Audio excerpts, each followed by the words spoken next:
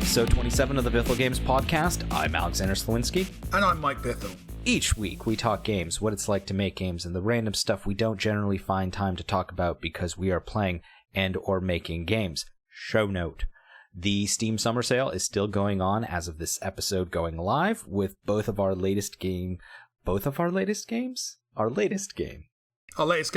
and in fact, Volume. Our only other game. And the other game, Thomas Was Alone, currently 75% off. If you are a PlayStation North America territory person, Volume is also currently on sale. As far as I'm aware, this is probably going to be the last time before PlayStation VR launches later this fall. So if you're going to get Volume and get that PS4 cross-buy with Vita and get Volume Coda, which is the free expansion on PlayStation, now would be the time to do that. I feel like we have to work on the taglines. I feel like we need to just trim everything down a little bit. That was a good length of sales pitch. What are you playing, Mike? Nothing. I'm too busy working. What are you playing? Nothing, because I'm too busy working. Alrighty, so we're gonna go right into what's going on at the studio.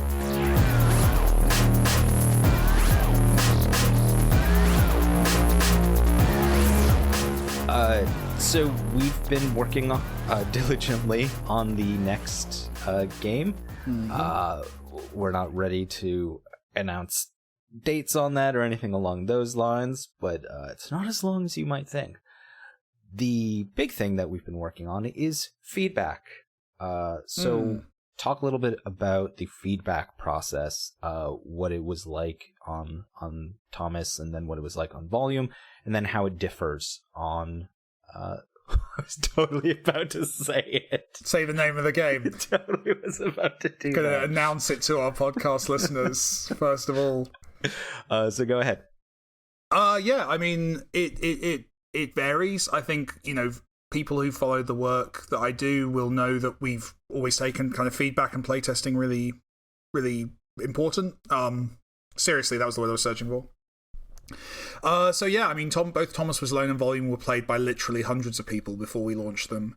By taking it to events, by emailing out to kind of friends and colleagues. Any bit of feedback I can get, I will greedily take. And with Thomas Was Alone and Volume, because they were both very kind of, long processes. Thomas Was Alone was part-time, but that was, I think, 2 years, 3 years I worked on that. Volume was 3.5 years. So there was enough time that we could go around the events and get the feedbacks and the opinions and kind of bounce around a lot. It's really important. It's really useful. It's something that makes the game so much better, because ultimately games, unlike any other art form, are about, the player. The player is an active participant. So getting that interaction right and making sure the experience you're creating is the experience you think you want to create, is so important. And that, to me, that's what feedback's always about. It's not about finding out what the game should be, or about making a game that's completely kind of focus tested and played and designed directly for that audience. It's about making your game achieve what you're trying to achieve as best it can. If your goal is to make a horror game and you put it in front of 100 players and 80% of them laugh, you're probably not making a very good horror game. Or maybe it's a comedy horror game and you can kind of lean in that direction. So yeah, feedback's always been massively important to my process. And then on the new project, which I'm not going to name, the new project is... we can roll it back for a second, because on Coda, we absolutely have the challenge there that we don't have the ability, like you said, with Thomas or Volume to, give it to potentially hundreds of people and get that feedback. No, I mean, Coda's been a weird one. Coda, we're very lucky in that core gameplay loop is Volume. So it's a completely known quantity. We know what works and doesn't work. We know kind of what people think of the Volume gameplay, so we can design around that and make the right experience for that. But in terms of the VR kind of specific components of it, one thing is, there's more people working on this game now, so we're working with an external company, which means that we have more eyes on it, so more people can, in theory, have opinions. It's less. There's definitely less people around the fire on that one. It's also been surprising for me because at E3 that was your first time playing it. Well, and it was really our first time getting it into other people's faces. That sounds weird. It does sound weird.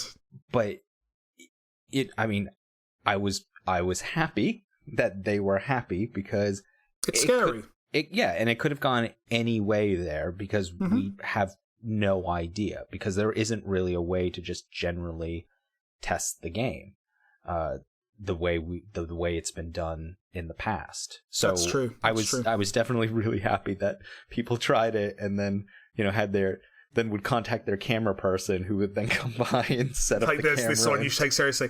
It's a weird one. I mean, feedback, so it's worth saying, feedback at events is always strange because people are always very nice. That's the biggest problem with events, is that the general person who comes over to play a video game, be they press or just a member of the public who's at a games event, they will generally be very nice. Very rarely will someone turn around to you and say, I didn't like that, or that was rubbish. It happens on the internet, but it doesn't happen in real life. So you always have to be super careful with feedback at events, that you don't buy into it too much, that you're kind of, halving every compliment you get, basically.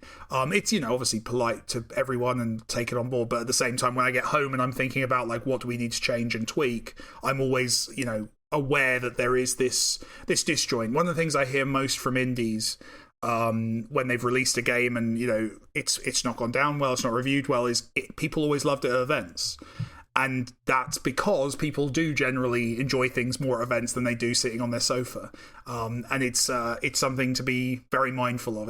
If I can give one advice about feedback, that's the advice I'd give, is just specifically with either people at events or people who like you, be careful with feedback. Don't assume they're not necessarily going to say the negativity to your face.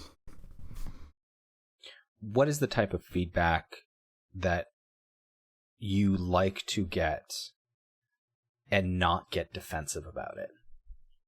Like, the sort of classic, like, don't say these things to an actor. Like, what are the things, like, don't say when you are giving critical feedback? Don't say these things to a developer. So I think that's on the developer. And I mean, I'm not going to pretend that I'm a saint with this stuff. I've certainly got defensive when taking feedback from everyone. I probably will for my entire career. I like to think I'm getting better at it as I age, but it's always going to be a thing. In the same way as with an actor, like, I think you should be able to say anything you want if you're criticising someone. I think you should be able to say absolutely what you want to criticise a game that I'm working on. What I would say is, in terms of how I pass feedback, suggestions aren't often very useful. Often someone will come, will play something and they'll say, I think you should have a dog. And you'll say, okay, you think there should be a dog in the game? And they'll be like, yeah, I think there should be a dog in the game. Now, that's completely useless, because that's either it's an idea, which is cool, ideas are cool, and maybe that'll spark something and you'll do something with it. The game is called My Little Pet Shop. But listen to me, Alexander, we got to get through this because it's an example. You're doing the Ricky Gervais hotel scene. I think there's been a murder. But more importantly, often a suggestion will be someone reacting to a flaw. So they'll be going, well, the game needs a dog because I felt this way about this thing. And that's more useful. So usually when someone gives me a suggestion, my next question will be, well, what's the problem you're fixing with this? What's the issue? A great example of this is when someone plays a game and they say, oh man, the enemies are too hard to kill. Where they say the enemies should be easier to kill, and that one and you see it in reviews a lot. People talking about bullet sponge enemies, and the problem there is that's a symptom. That's not necessarily the problem that you're going to fix. When you say that, do you mean your gun feels underpowered? Do you mean that there are too many enemies, maybe, or too few enemies, or do you feel that enemies aren't showing that they're taking damage? There's a lot of different things that can lead to the outcome of someone saying, "Oh, the enemies should be easier to kill." So it's stuff like that. So what I try and do whenever someone gives me a piece of advice is I always try and work it back to what's the problem they're trying to solve. Because frankly, as a designer, it's my job to have a better idea than them of all the systems and how they work underneath the hood. So their solution might be silly or pointless or make no sense. But often almost always the problem that's causing them to want to make that solution is really useful information, because that's usually something that you go, oh god, yeah, of course that's a problem. So that's what I try and do in my head, but it's not. I think someone who I've asked for advice and feedback, it's not their job to pass that. They should give me what they want to say, but it's my job then to not be offended and to then come back to them and go, okay, so what's... And I know I think this has come up when me and you have been talking about stuff, when you've said, oh, it should be like this, and I've said, okay, so what's the problem? What's the thing that's causing you to think that way? Because then that leads us to a better solution than if I just try and implement it. Because if you come back from an event and you just try and implement everything that someone suggested to you, you're going to make a terrible video game. So often it's about working out, like, what are the underlying kind of problems people are having, and that became the thing. So that would be my advice. But no, I think, to be honest, like, I would rather people didn't kind of walk on eggshells around me when they give feedback. I'd rather they were very blunt. It's much more useful. I mean, it's been interesting for me in giving feedback, starting from the beginning of the game development process, is taking that approach where I can't be doing the journalism thing where I'm giving the full blown, like, okay, you're demoing this game to me and here are all the problems with it. And because it's too early. I mean, that part of it.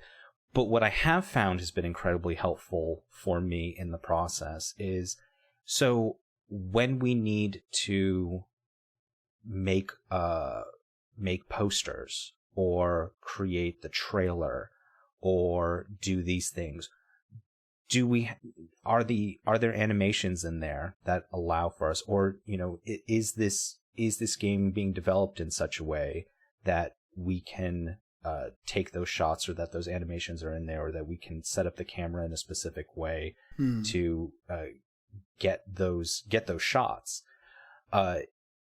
That's been sort of the interesting thing for me, because it's kind of thinking about outcomes rather than... Right, because I'm thinking about me as the player, or the audience that is interested in the game, or a publisher that might be interested in the game. Like, what is a publisher looking at? Or what would a publisher be potentially interested in? How is this different from the other things that are out there? And that becomes a lot of I found that sort of has become my feedback cycle on things. Hasn't necessarily been focused anymore on the gameplay elements like it was when I would be presented with a demo, and it's okay, so where does this fit in to everything that is out there right now, and where is it, how is it different, and how can those differences be presented in such a way that it's like, oh no, this isn't just another this, like it's different because of XYZ. What's interesting about that is, as a developer, like, I mean, ultimately you would be absolutely awful as an external piece of feedback with that mindset, because you're not privy to what the business is trying to achieve or what's going on with that. So if you were, let's say, another indie dev kind of sent us a build and said, Alexander, can you cast your eye over this? That, what you just described, would be utterly useless to them. What they need is a more the journalist, more the kind of, okay, this isn't what's not working. What's interesting there is the stuff you're looking at there. I would say that's less kind of like playtester feedback and more collaboration, right? That's more you and me both having a job to do, and you having to be keeping an eye on this side of things. And, you know, a lot of what you described is also a game designer's job, obviously. But having an external party looking at that stuff, that's a much more high-level feedback, is what I would say. If I had every playtester who emailed me back saying, so does this game, who's this game for? I'm really struggling to kind of understand the audience for this. Yeah, that would be useless. That would be utterly useless. If anything, it would immediately, my head would work back one step and be, okay, this game is not explaining who it's for well enough. You know, it's this kind of thing. But yeah, so I think what you're saying is a very good description of how Alexander should do his job. but no, it's different. It's different types of feedback from different types of audiences. Or different perspectives, as you're pointing out. Yeah. I mean, that's where I'm coming. I mean, yeah, don't go. Definitely do not, in the middle of PAX, like, turn to a dev and be like, so what's your market strategy? I've had that. I've had people turn to me. I think someone did that with Volume when they were playing it. Someone turned around and said, well, I really don't think this is going to appeal to, I think it was it the esport? I think someone might have turned around to me. I just don't think this is going to appeal to an esports audience. And like, you stood there very polite, very smiley, very friendly, like, you know, you're an ambassador for your project. But then internally you're thinking, well, good. It's not for that audience. It doesn't like it's a different thing. You don't get it, Bithell. Everything's for esports right now. Esports is so hot right now. Yeah, so hot right now. And Twitch, if you don't have your Twitch emoji in there, animated, asking for, I don't know, like something. I do love Twitch integration though. I watch a lot of Twitch, and I'm fascinated. I do want to put that in something at some point. Yeah, no, Proletariat, like the stuff that they're working on right now. Proletariat Games is working on a platform with significant Twitch integration, and it is fascinating to see what they're doing with it. So yeah, no, I'm definitely not knocking it. It's just there are so many different. It's a different thing. It's a different. That's not, at that point, it's not feedback. I would say at that point it's strategy. And strategy internally, yes, of course, those conversations should and have to take place. But yeah, it's exciting. I'm interested actually when you're looking at a game like the game we're working on right now that we're both tiptoeing around, giving any identifying features of. When you're looking at a game like that, like this is earlier in the process than you've probably ever seen a game, because as a journalist, you wouldn't have been shown anything this early in development. Well, no, the age of Kickstarter changed that. I mean, the age of bad Kickstarters, like most good Kickstarters, like if you take something like System Shock's very much impressed me recently with an amazing vertical slice kind of. Right. Or Darkest Dungeon is another amazing. Yeah, example. Exactly. Like, yeah, but I guess. I guess Kickstarter, I guess a lot of early access stuff as well is incredibly kind of ropey at the start. So yeah. Fair enough. I mean, if you're playing, I mean, essentially at this point, if you're playing the Kickstarter game or the early access game for real, I mean, that's a glorified alpha. Like that's practically. You've got to be an alpha I mean, arguably you have to be a little bit later. I would, or you've taken a slice of the game up to like a beta level, which is like, I mean, System Shock, I backed the Kickstarter. I think I watched Jim Sterling play the demo they put out on YouTube, and just it looks like, yeah, I saw that video. I was like, yeah, 20-30 hours of that, sure, I'm in. Like that looks great. But yeah, I definitely struggle when you know, I'm speaking at a school or something like that, and people bring up their sort of fiddling around projects, for lack of a better term.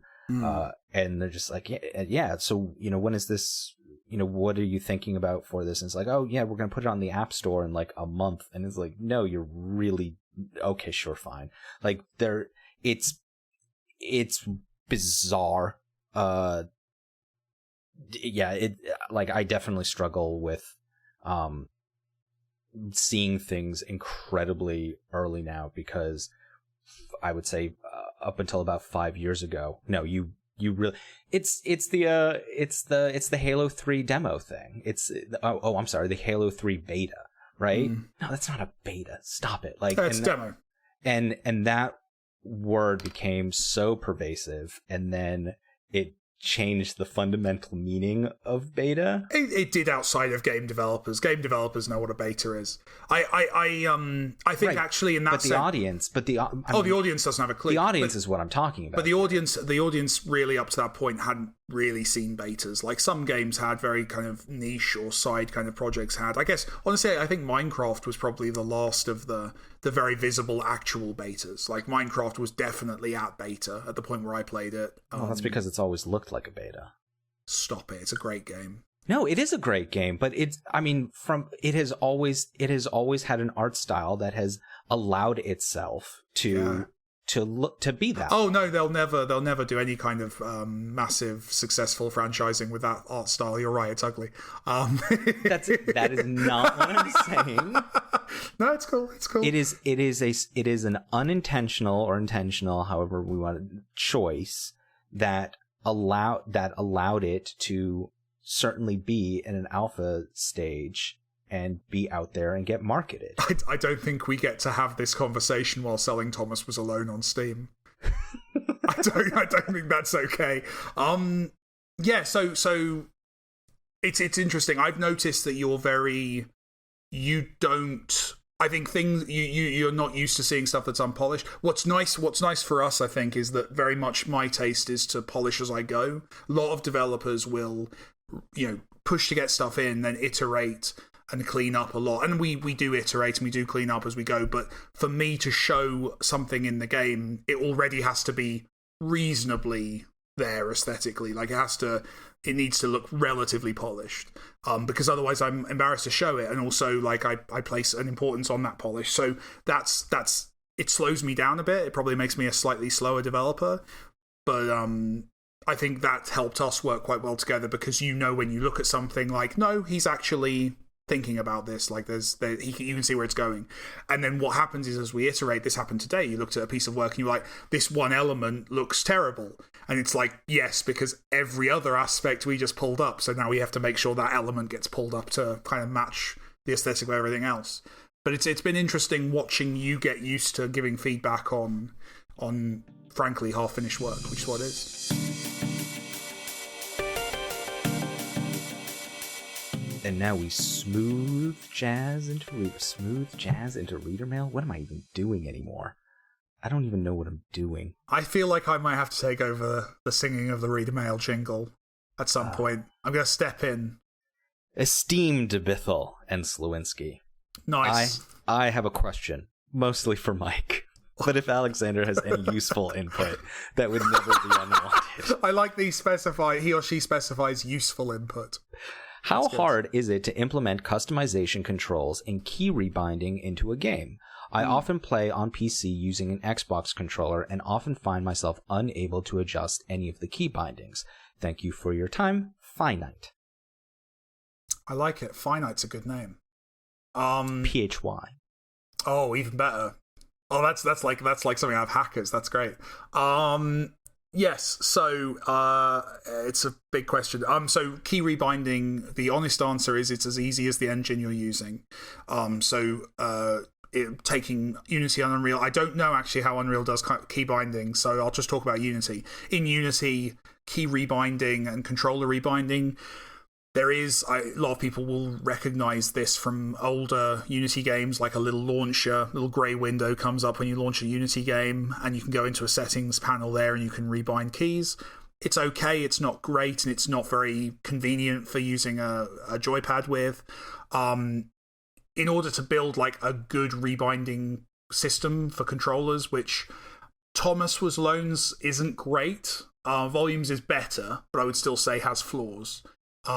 Takes a bit of work, takes a fair amount of work. There's quite a few kind of middleware solutions now and asset store thingies that you can plug in, but it's a really, for me it's one of those problems that you're never gonna perfectly solve, and I really admire when I see a PC game that has gone like crazy specific with controls and really allows just everything to be altered, because that's a lot of work, and for often it's less a technical challenge and more a time challenge. See, that was the thing. I remember with Volume, it was a lot of the options stuff was a consideration based off of YouTubers, was based off of the feedback of YouTubers. And I actually chatted with Total Biscuit before launch and said, like, how's this? What's missing? What are we not thinking about? And because he's obviously someone who takes that stuff ridiculously seriously, and I respect that.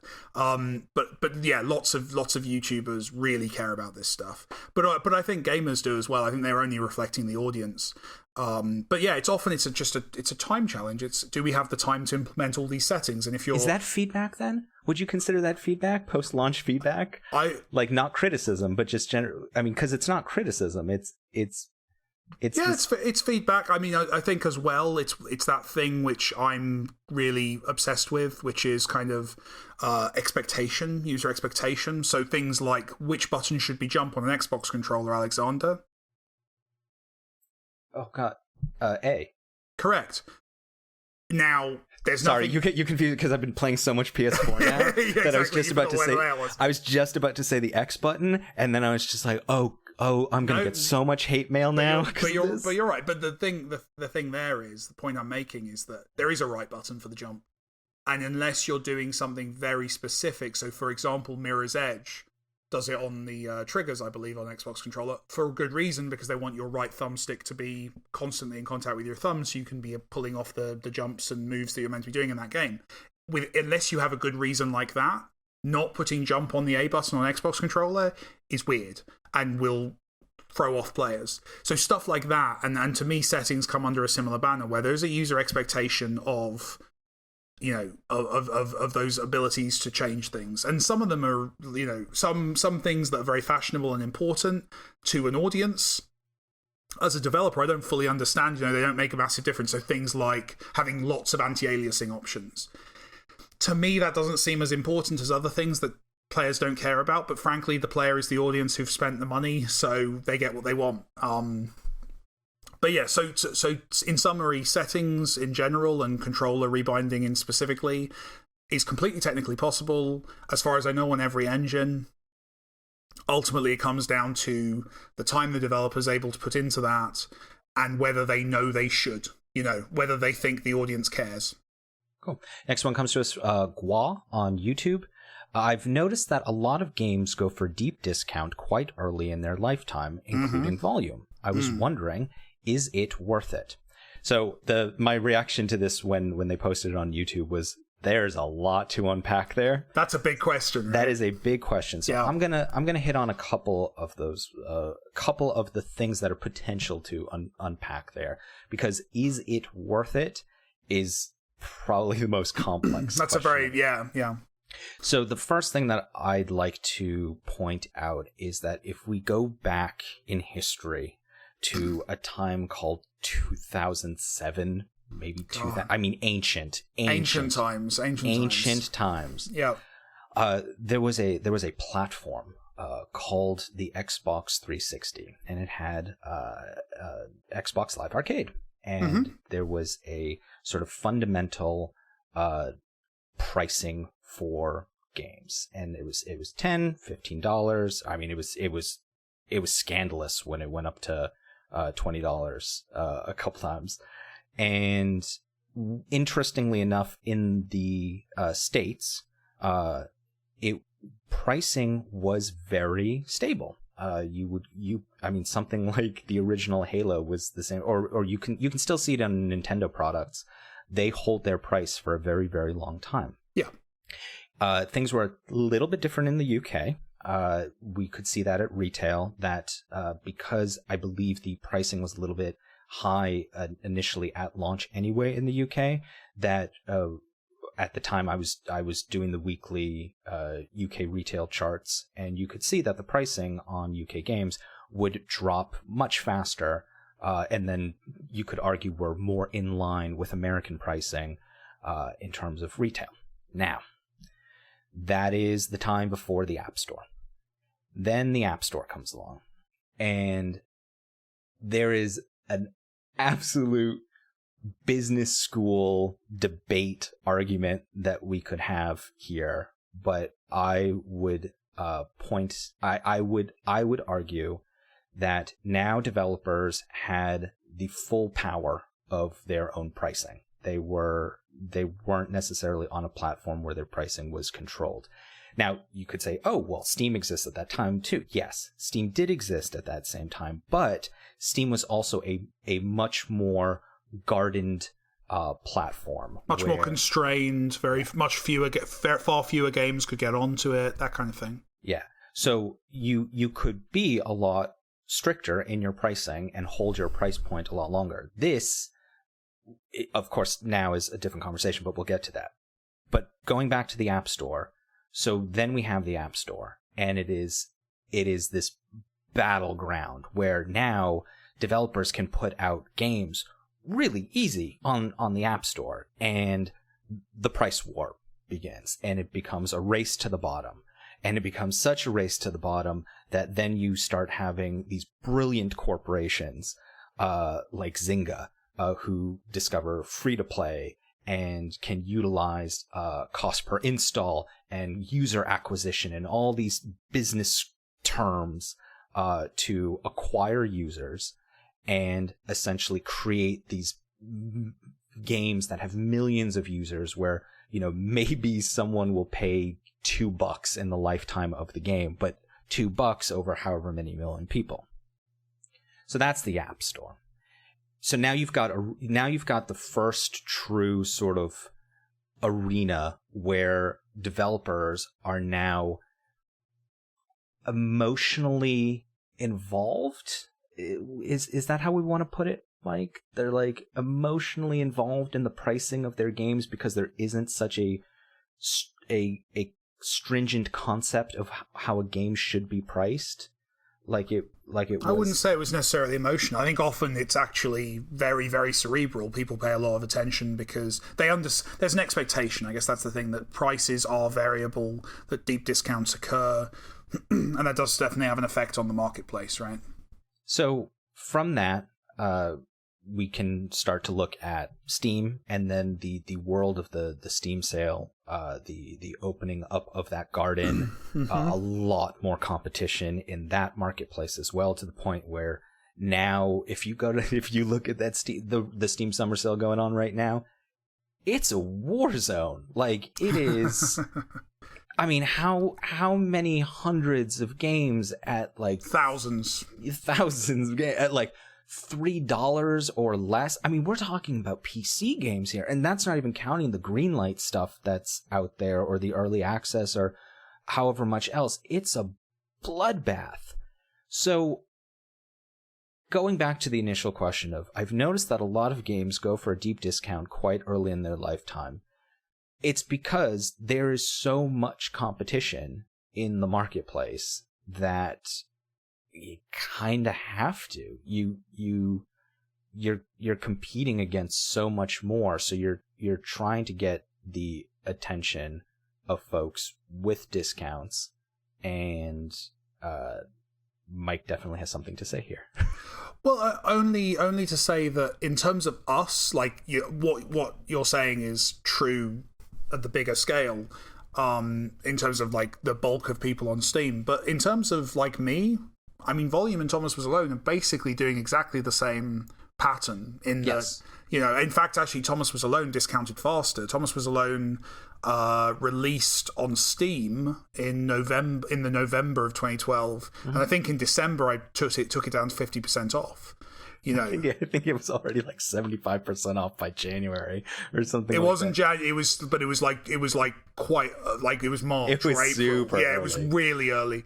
And that was because, to be honest, it was a small game no one had heard of, and I knew that Thomas Was Alone. You look at a screenshot, Thomas Was Alone. It's bloody rectangles, right? Like, I knew it was gonna need that boost. So Volume's actually been slower. Volume, I think 50% was 5 months after launch, 4 months after launch, something like that. We did. Well, it was the Christmas one. We certainly held our ground. Yeah, and for me, that's the important thing, is that I think launching a game at a price that you think is fair to someone who's excited about the game is the right price to start at. And then I mean, for me, this whole thing is built on a foundation of knowing that there are people who want to pay $20 for Volume, and there are people who want to pay 50 cents for Volume. And I would like all of them to buy it at the point where it makes sense. And therefore, taking Volume, I mean, Volume's out nearly a year now. We just started doing our first 75% off sales. And, we're having lots of success at that price point. And it feels like we're catching everyone. We're catching the people who are interested at each level. And then in between sales, there's the people who are hearing about the game and want to buy it, are buying it each day and stuff. So honestly, to me, I feel like Volume and Thomas Was Alone have had similar kind of processes. The big difference, I guess, is obviously we're better known now than Thomas Was Alone was. So I think you can probably take that as an indicator that things are more competitive now. That Volume certainly launched much stronger than Thomas Was Alone did. Yeah, absolutely, for lots of reasons. But I think we've held our ground more than a lot of people have. And I think it's working for us because we're seeing a good sale every time we do a sale. We're seeing a good a good background noise of sales between the sales. So I'm pretty confident with how we're doing it. I mean, obviously with Thomas Was Alone, that game's nearly 4 years old now, so it's kind of, 4 years old at the end of this month. So it's kind of and it's still plunking along. It's plunking along, and it's kind of like, but we will discount it deeply because I'm still surprised there are people who don't own Thomas Was Alone yet, because it's been in so many bundles and so cheap in different sales. So yeah, I think our model is working for us. This idea of like, we start at a price we feel is fair, but is $20 isn't cheap. And then over time, we dip it down to catch people who are like, I like the look of volume, but I'll pay $10. Or I could go for volume at, less $5, which is where it's at right now. And then if it goes into bundles or something in the future, then they can get it at like 20 cents, and that's fine. Like I'm all for giving people opportunities to buy a game at the price point they want to pay, and I think that's still doable. I think, though, the marketing stuff comes into play. You can't, the days of being able to be successful just by being on Steam, they're done. They're dead. Nope. Doesn't happen anymore. It used to be that if you got the Steam release, then it could put you on the map. It did with Thomas Was Alone. It did with many other indie games of that period.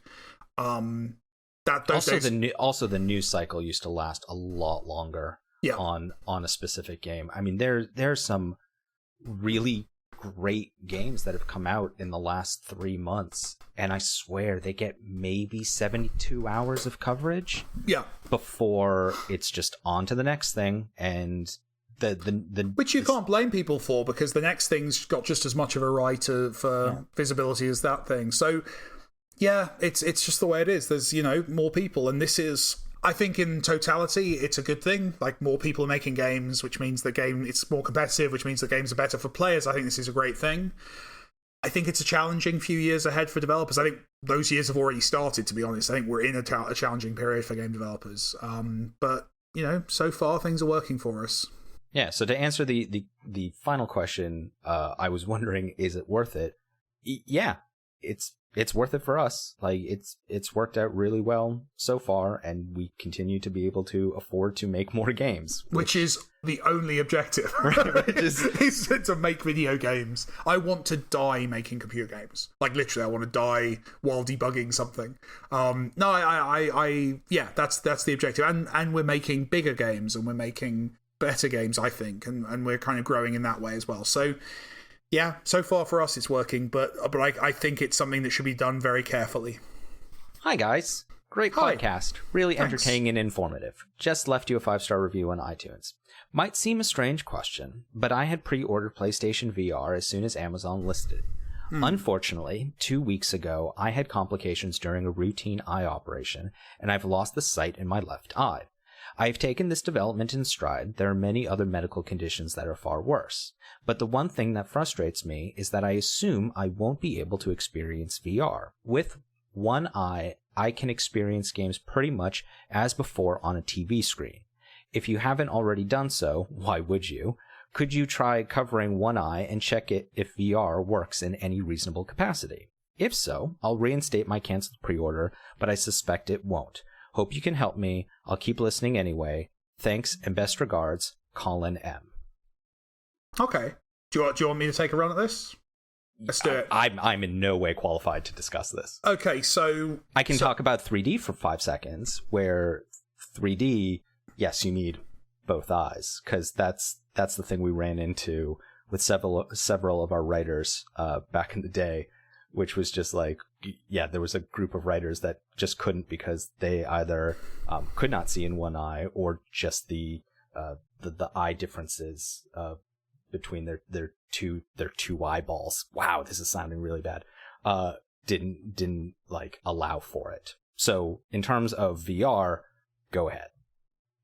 Well, I mean, I would say so. There's lots of aspects to this. I mean, the first one is I would strongly recommend that anyone who's thinking of buying VR tries it first, finds an opportunity to go and find a friend who owns it, or a demonstration in a shop or whatever, because frankly, human beings are messy balls of flesh.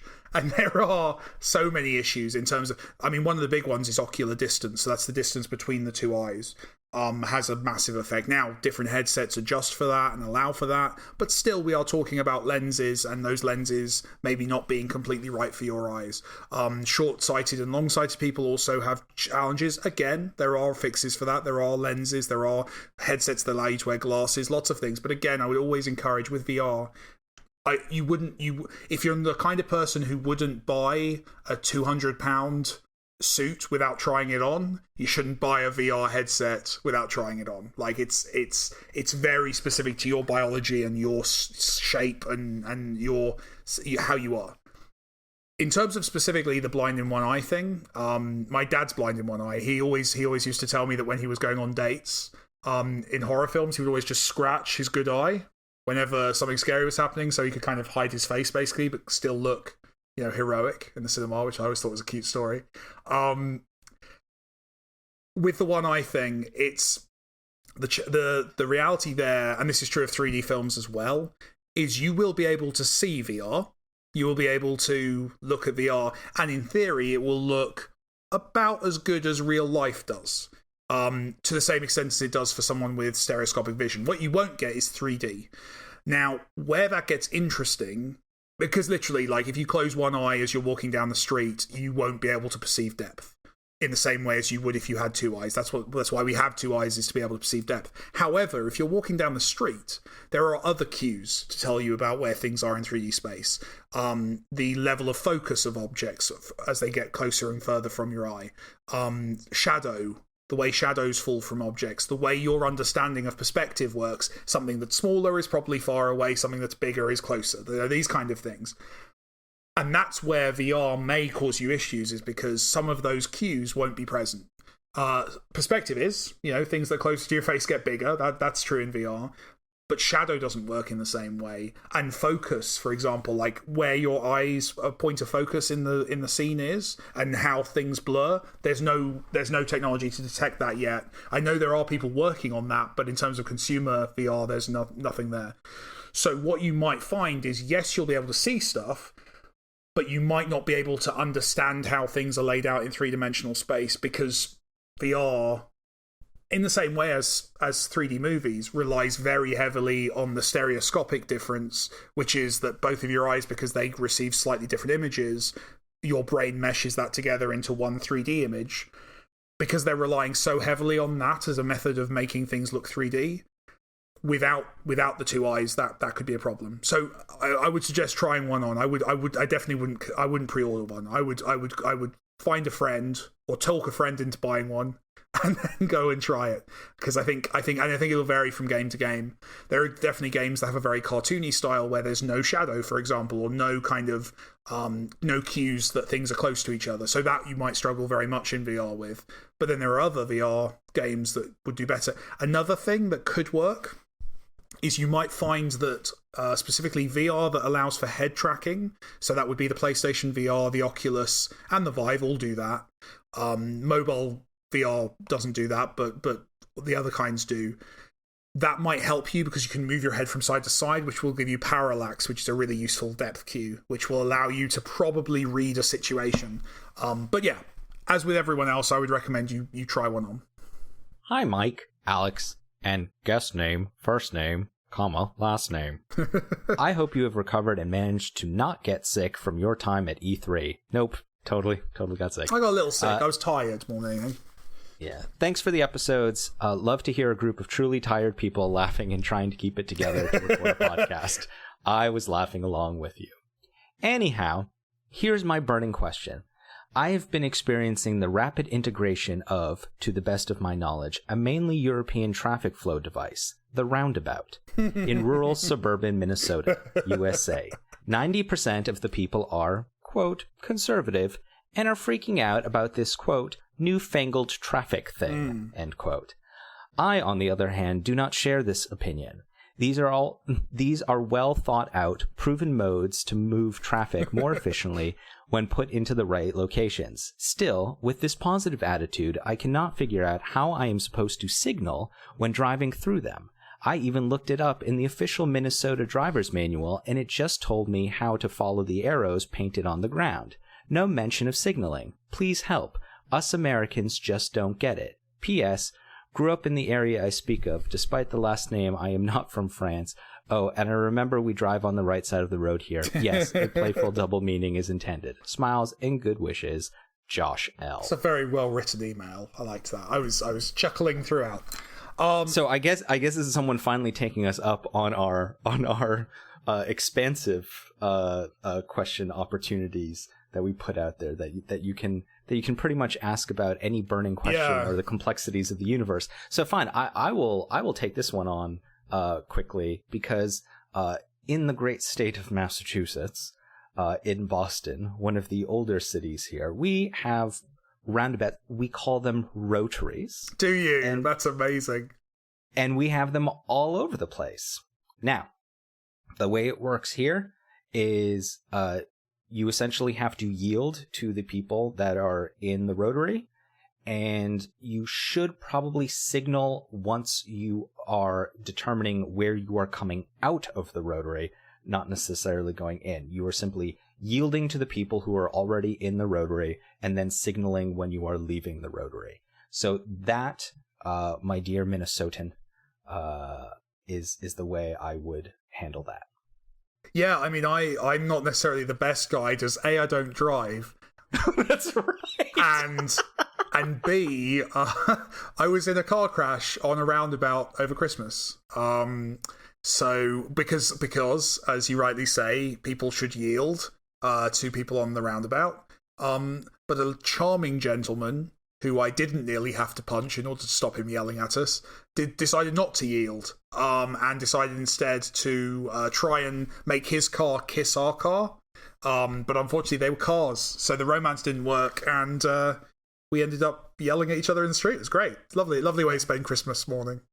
In Germany, they actually added rotaries to the beginning and ends of every town, so that you aren't able to just... Oh, slow you down.